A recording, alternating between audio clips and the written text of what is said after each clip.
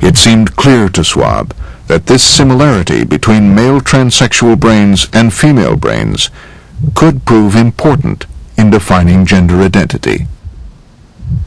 I think if we look to the entire set of data, it's clear that we are not born neutral, that there are sex differences present already very early in development. Schwab's work with transsexual brains is controversial, in part because it has not yet been replicated.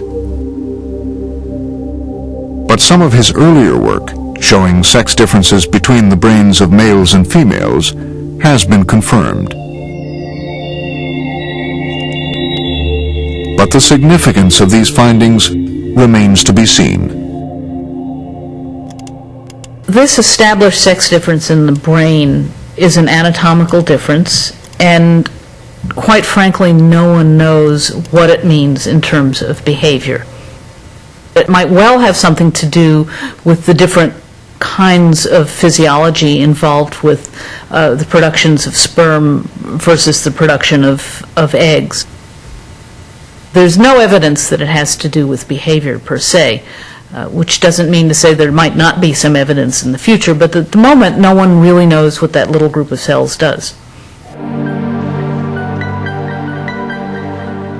With the evidence incomplete, many in the medical community continued to view the nature-nurture debate through the lens John Money had provided.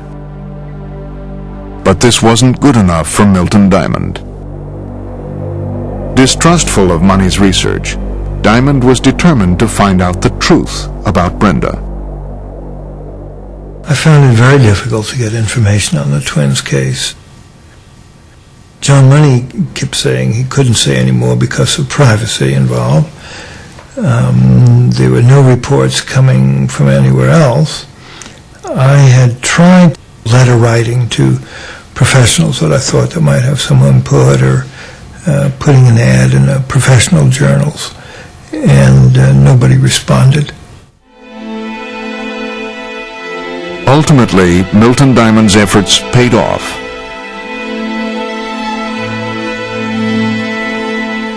After 20 years, he finally tracked down Brenda Reimer.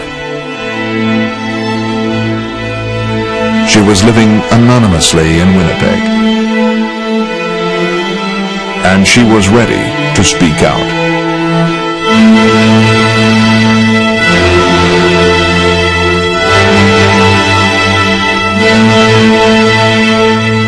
I didn't like dressing like a girl. I didn't like behaving like a girl. I didn't like acting like a girl. Brenda Reimer, the boy who was turned into a girl, was living as a man.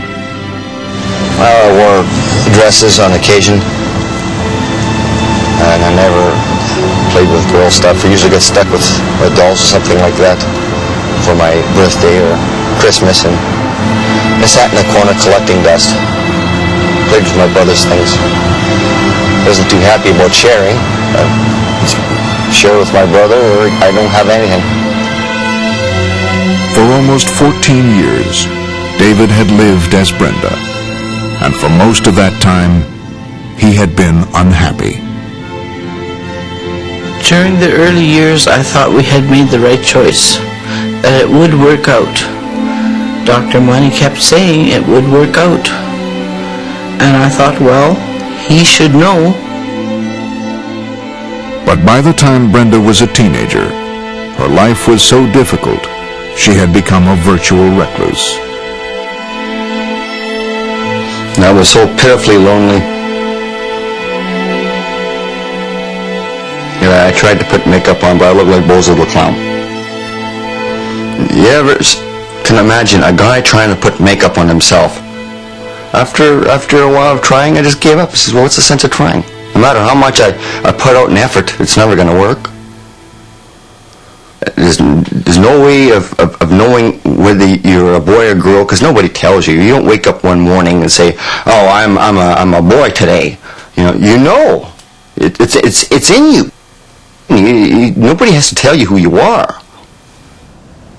When Brenda was 14, her parents finally revealed her true sex at birth. Within a few months, Brenda rejected the gender that had been imposed upon her and chose to live as a male called David. Flies are around, sugar. It's coming, it's a-coming. Hey, sweetie, you want to get me? Want a drink? Yeah, please. For the last 10 years, he has been married and living with his wife and her 3 children. He has undergone surgery to have his penis reconstructed. I felt very sad about David's story.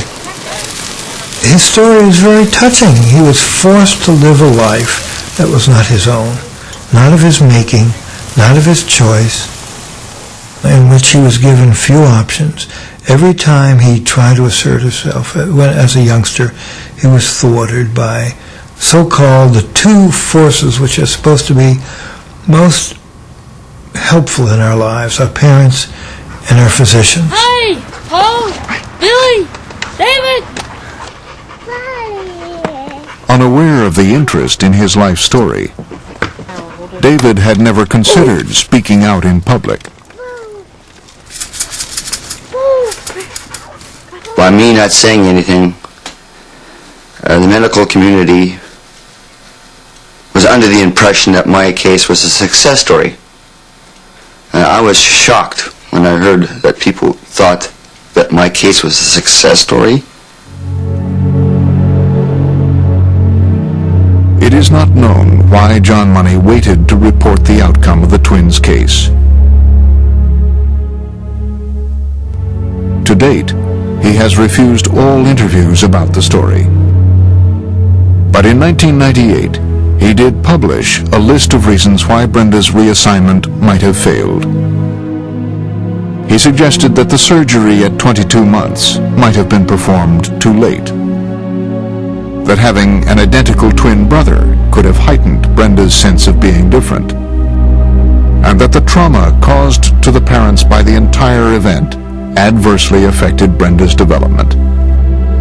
I think that John Money's reasons for why the case might have failed are potentially legitimate reasons. On the other hand, they clearly are excuses that were offered up years later, and they take on that look especially because he was not forthcoming with what happened. Many of us were completely in the dark about, what had happened. We'd heard in the early 70s what a success this had been. Until this denouement, we had really no knowledge of how the twins were doing. And so this led to major disaffection.